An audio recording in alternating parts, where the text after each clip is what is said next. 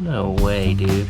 Obviously it was getting pretty hot. We're leaking now. Kind of hard to do with one hand. An LED underglow kit. Score me some ricer points, which is super important when you're putting underglow in your car. I don't know. Super weird. Probably gonna melt. Whatever. I don't really care. Boom, there it is. A couple different ways to cycle it. I call that a success. Hey y'all, welcome to another video. Today we're back in the garage working on the 1995 Nissan 240SX with a KA24 DET. When we last left off with this car, we got the KA all fully assembled. Dang, does it look pretty good. We put it back into the car. And there it is. We got it all fired up and running. And then we ran into a small issue with a oil leak. Whoa, we got a massive oil leak. I haven't totally figured out exactly what the cause of that oil leak was, but preemptively, I went ahead and bought a new oil line for the turbo. If you recall, it looked like the leak was coming from the top side of the turbo. Now, when I had the engine up on the engine stand, I was rolling it around, moving it all over the place, and I was kind of yanking and pulling on that oil feed line. And I think I may have broke the fitting. It also may have just gotten loose, so the line might be just fine. But it's good to have a spare anyways. Also, we have an LED underglow kit from Amazon. Pretty sweet little setup here. I'm driving a New Year's Eve drift event called Knuckle Up Double Cup. And it's a nighttime event, so media and everybody will be out there taking pictures, and cars look cooler when they have lights under them. So that's what we're gonna do with my car, throw some lights on it. Also, when I was taking all the wiring and everything off of this car, when I was getting ready to rebuild the KA and pulling everything out of it, I tore the connector for the throttle position sensor. It ripped the wiring out and all that good stuff. So I got online and I found a couple of factory replacements, but they're cheap looking, you know, they didn't cost very much, but I just didn't trust the way they looked. I've had some bad luck with cheaper aftermarket parts. So I went to my local pick and pull on the south side of San Antonio. They've got everything from cars, trucks, vans, SUVs, sniper towers. But I went on out there and I was looking for one car in particular. It was a 1993 Nissan Altima. It's got a 2.4 liter, KA24, just like this S14 has. And after doing a little bit of research online, I found that it shares the same throttle position sensor as my S14. So I went out there and I pulled that off the car. It all came off just fine. Here it is. Looks to be in good shape. There's a particular process involved with putting this TPS on a car, changing one out. You have to adjust it just so. You see how there's little slotted sides here for the bolts that hold it on. You can kind of twist it clockwise or counterclockwise, and you hook up a voltmeter. You have to get it adjusted with the right amount of ohms, so we're gonna get into that knocked out. And then, yeah, I think that's pretty much it. So first things first, we are going to start with tossing this TPS sensor on here and getting that squared away, so let's get to it. So to get started, we're gonna pull this old TPS off. It's just got this little connector here, and then two, I think, 7mm bolts that hold it on to the throttle body. So let's grab some tools and get that yanked off of there.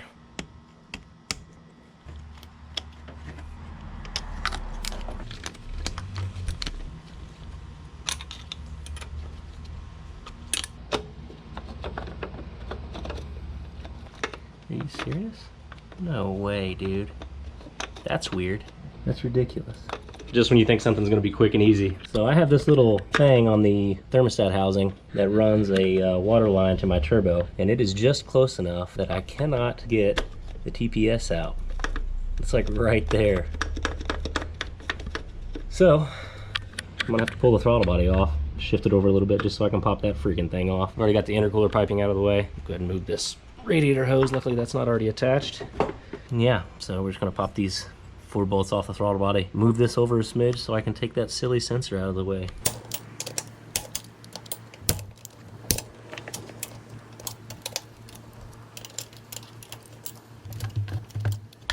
Maybe I can get lucky and just slightly get this wiggled over here. Come on, baby. Get off of there. Dang it, dude. Voila. There we go. You can see where the wire is just ripped off this thing. All right, let's get this new one put on. Okay, looking at the part numbers here, we've got an A, I know you guys can't probably read that, maybe you can. A22-641922, they're the exact same, except this one's not broken. Let's get her on there.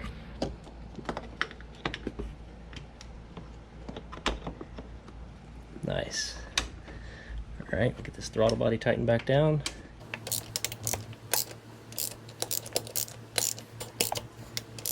Put our screws in here on the throttle body, or for the TPS rather. gonna get these just snug because we still have to adjust it.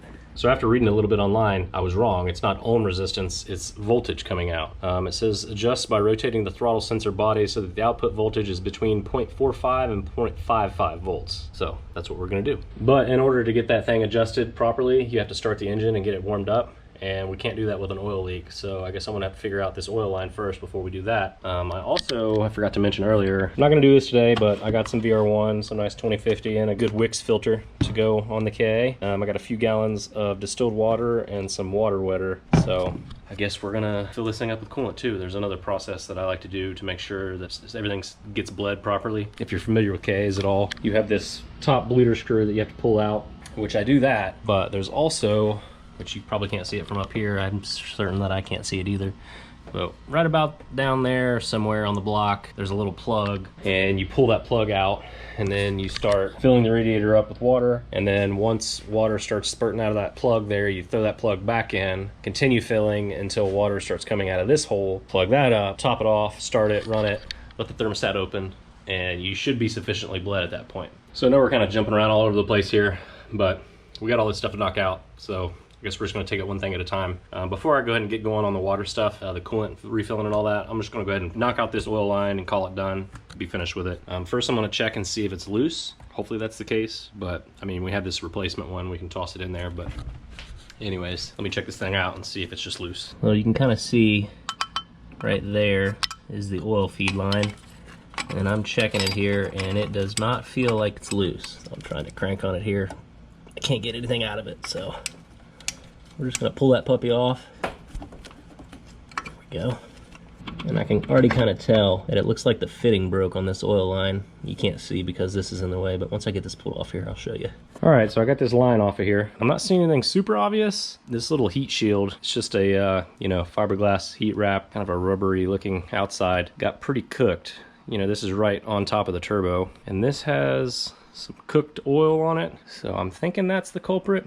I don't know. I'm gonna pull this heat shield off and slap it on that new one so it's got some protection here. Obviously it was getting pretty hot. I think that I got this engine pretty hot a few times. I'm glad I got a new line though. But yeah, like I said, I mean, this fitting here isn't cracked, so I don't know exactly what's leaking, but I can tell looking at the turbo itself, there was oil pulled up on top of the turbo, and I can see oil that has, dripped down. I checked the drain and everything. I don't think that's what the issue is. I'm fairly certain this feed line is what's causing the leak, but only one way to find out. We'll toss this new one on and hopefully it holds for us and we have no more oil leaks. So I tried to put that old heat shield onto this new line, and I got it most of the way on there, but in doing so, it squeegeed out a ton of oil from that fiberglass. So for safe measure, I'm not gonna reuse that. I put that in the trash. Luckily I have a decent bit of a roll left here that I can use, so I'm gonna cut a short section and we'll have a new line and a new heat shield. All right, here we go, looking good. I only went about halfway. This is all on the intake side, this end here, so it doesn't really get hot, but we got a new heat shield, new line. Let's get this bad boy tossed on. All right, we got our oil line all hooked up here. You can kind of see it down in there. It runs all along the back side of the head. And if you look under here, it attaches right there, the other end, on the oil filter block there. So there's one thing done off our list. So now I think I'm going to top off this oil, pull that drain plug on the block like I was talking about, and start filling this thing up with coolant. All right, so you can kind of tell, I've already pulled it out. This is a little plug, and it goes into the block right there at the tip of my finger. You can probably barely see it. So now that I got that out, I can start putting water into the radiator, and once water starts spilling out of there, I can put that plug in and continue filling, and hopefully we don't have any bleeding issues.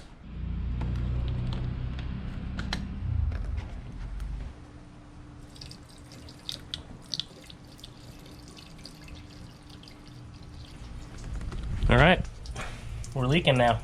Now I can toss that plug in. All right, we got that plug back in.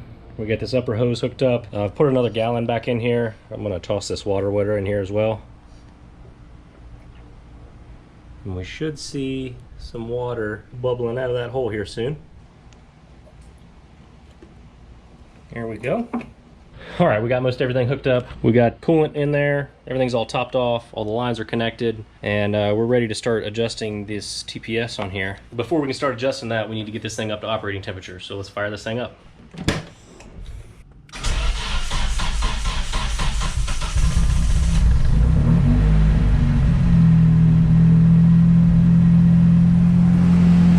All right, we're running. While this thing warms up, let's check, make sure that there's no oil leaks.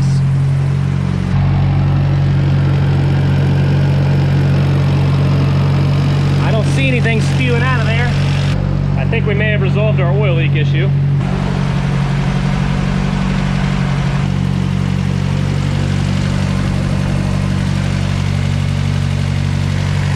Fuel pressure looks good.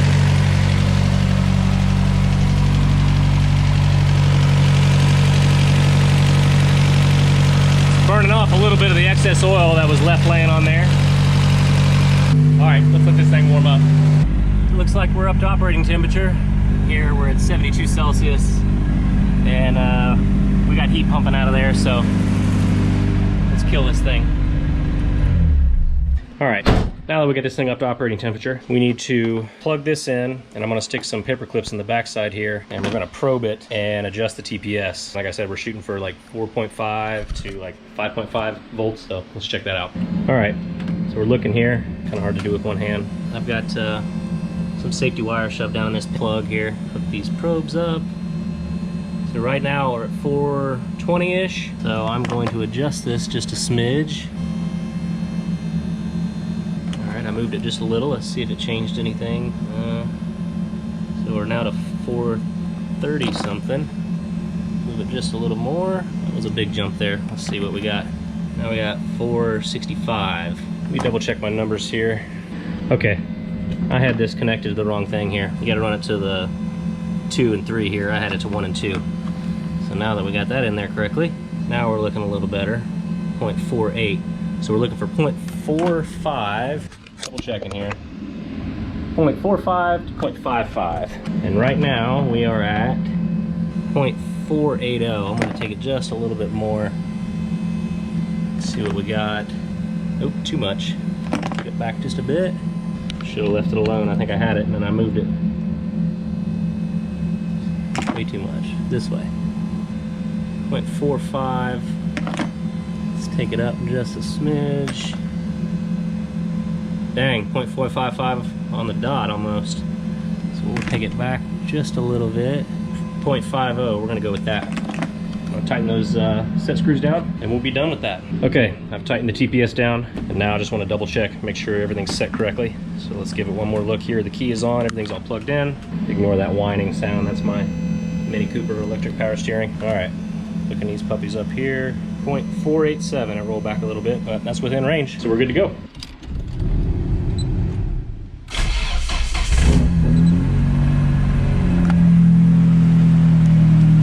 Right up. Let's take a look at the timing here while I've got it hooked up. Timing looks good too. All right, now that we got all that stuff squared away, toss the strut bar back on there. Still need to put the hood on, but let's move on to something a little bit more fun. Let's get this freaking Underglow kit put on here. Score me some ricer points. All right, so there's a couple different ways you can plug this thing in. I don't have a cigarette lighter, even though it would be kind of cool to have that, but I'm not gonna use that. We're gonna use just the hot and the ground.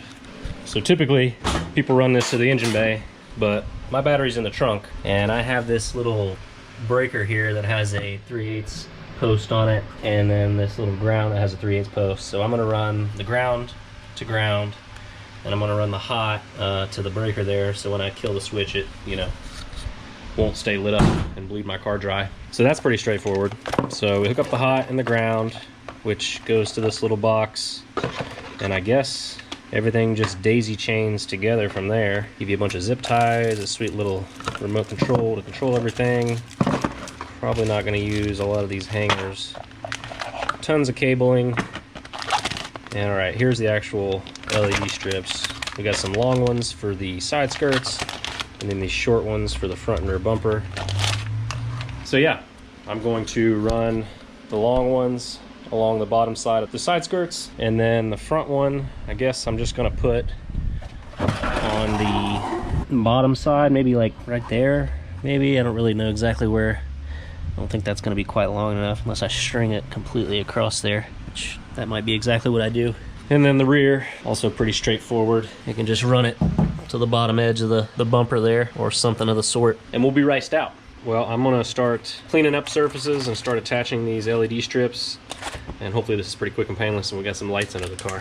So let's try this out. Okay, starting to get this stuff laid out here. This thing, almost the length of the whole side skirt, should be plenty good, but you know, this has got double-sided tape that you just stick this onto stuff. I don't know how good a quality it is. I don't have the most confidence in this, but I'm gonna use these disinfecting wipes and wipe it down really good. Hopefully it'll make sure that we don't get COVID, which is super important when you're putting underglow in your car. So yeah, I'm gonna wipe everything down, start sticking this on here, and the plan is, because you know one of these is gonna be a dead end, I think, right? I guess. Yeah. So I gotta strategically link these all together. Starting at the battery, I guess I don't know how I'm gonna do this actually. I guess start there, run the wiring all the way around to the front, around the other side skirt. So I guess we'll start at the battery, go to the rear, and then around to the front. I don't know, honestly I don't know what I'm doing. I've never done this before, but it seems pretty easy, pretty straightforward. So let's get to cleaning up so we can start sticking this stuff on.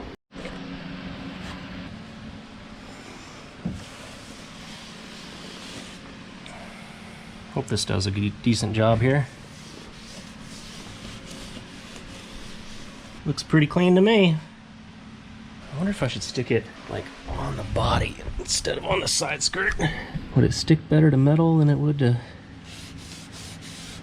fiberglass? These kind of point inwards too, which might kind of hide the LEDs pretty good. All right, so I thought these all daisy chained together, but it looks like it's just got one connector here. It splits to 4, and I guess you just run these all the way to however you need them. Honestly, man, I don't know. Super weird. Usually LED strips, which I've got LED strips under here, and they just like, you know, daisy chained together. I don't know why these wouldn't be like that, because it seems like it might make life a little easier. But yeah, I just start this in the back and then run buku wiring, individual wires for each one. That seems silly, but whatever. Here we go. All right, we're looking good so far. I've got the power hooked up there, the ground there, and I snake the wiring down through this hole, and that feeds out the back of the car and drops down right here. And then I've connected it to this freaking rat's nest, and I can start strategically running it along the car and getting it plugged in. All right, I got this first side skirt stuck on here, and honestly, this stuff feels pretty stout. I mean, kind of tugging on it, it's stuck on there pretty good. I think I should do okay. All right, so I'm gonna go ahead and clean up that other skirt and get that one stuck on. I started eyeballing the back, and it looks like I might have a little bit of an issue finding a good place for that back one, because let me just show you. The strip is longer than the bottom of the bumper. So yeah, all I really have to work with is this is the passenger side, all the way over to here we have the cutout for the exhaust. And if I were to center this, it leaves me with a little bit of extra hanging over. So I don't really know what I should do with that. I should maybe try to stick this to something else, but I don't know. We'll figure it out. Let me get these other ones stuck on. Okay, it took me a little while. Got all the wiring routed. Let me show you how I did it here. Okay, I'm gonna get me a flashlight actually. All right, starting where I showed you earlier, coming down from the back there, we got the hot in the ground coming out.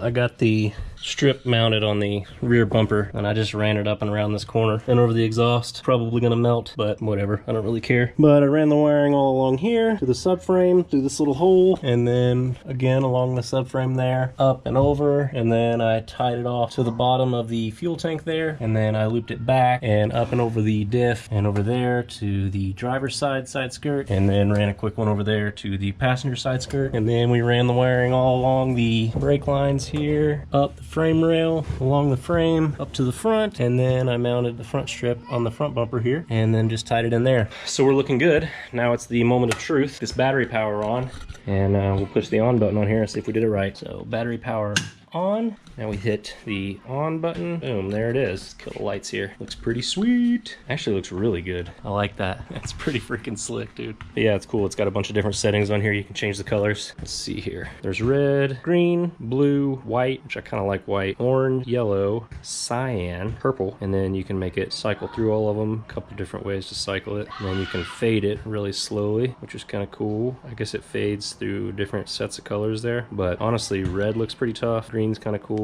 Blue matches pretty well, but I think I like white. What do y'all think? What color should I go with here? Need to get this thing on the ground so you can really see it, but I call that a success. Pretty sweet. Good stuff, man. That wasn't too bad, actually. That was pretty straightforward. Not too terribly difficult. Tried to make it as clean as I possibly could. We'll see how this piece on the exhaust holds up.